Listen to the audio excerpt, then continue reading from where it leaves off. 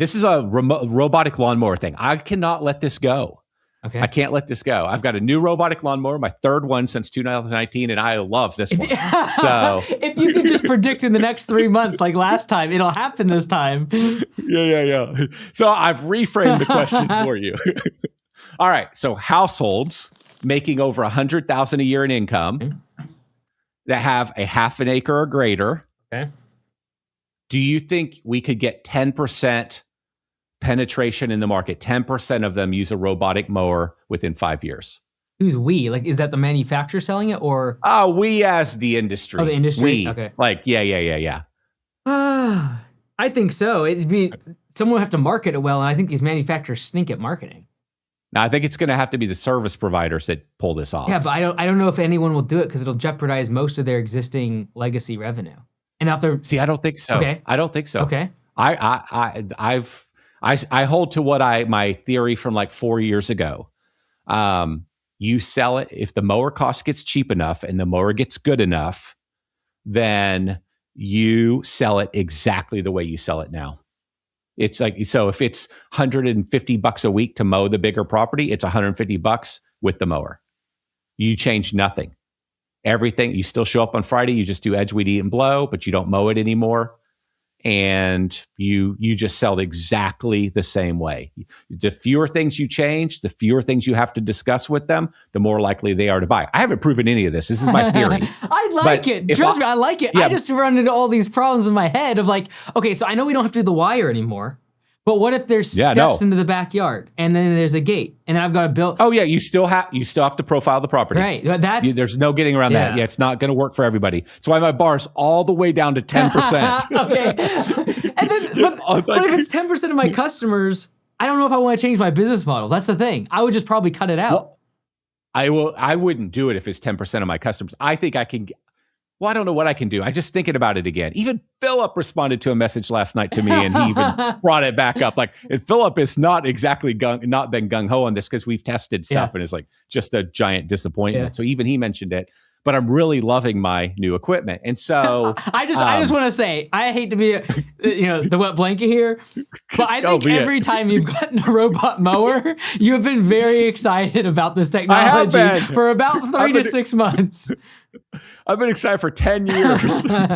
Anyway, I've turned these short questions into long ones, but to really finish up my thought, you'd have to profile the property. I think in my market, way more than 10% of my properties will support it. Okay, so I was thinking like a national 10% for the sake of the question. I wouldn't touch it if I didn't think I could get like 40% of my clients to take it. But it's perfect for me because I don't actually want to mow anybody's yard. Yeah. I would much rather have the robot, and I don't want 100% penetration. I want maybe like 40 would even be great because you've got to be able to handle, now we're turning this into, not where I meant to take it, but you've got to be able to handle when something happens that you still have a lot of crews that you could deploy to do the catch up. If you go to 100% robot mower and you get rained out for a week and 2 weeks, your mowers can't catch up. Or if you go to 100% and this particular client was doing something in the backyard, like a whole new irrigation system, the mower can't catch up. You need to be able to drop real equipment on it. And if you've eliminated all that, that's a problem. So anyway, the discussion for another day. Oh yeah.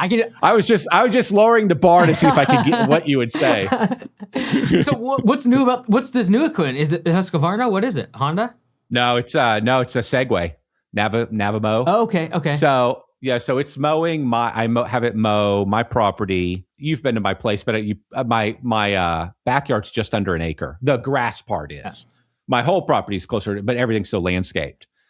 So it mows 3 times a week, keeps it exactly perfect. No boundary wire, mows in straight lines, changes direction every time. I've had 0 issues. And it basically takes 4 hours 3 times a week to mow my yard, plus some charging time. It does have to go back to its station 3 times. So it takes just under 4 hours. It takes about 4 hours to do the mowing once a day, but it takes about 7 hours with the charging. And so I just run it at night.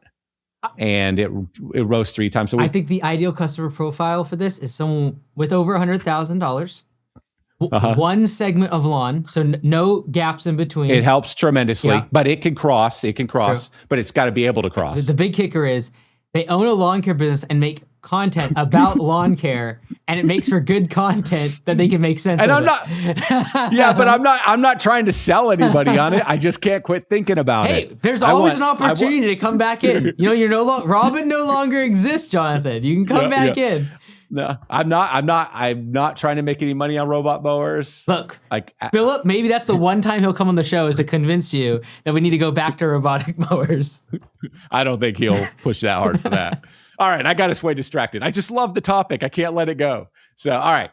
If you've built a $1 million home service business, but you're struggling to get to the next level at $10 million in annual revenue, I've created a private community just for you.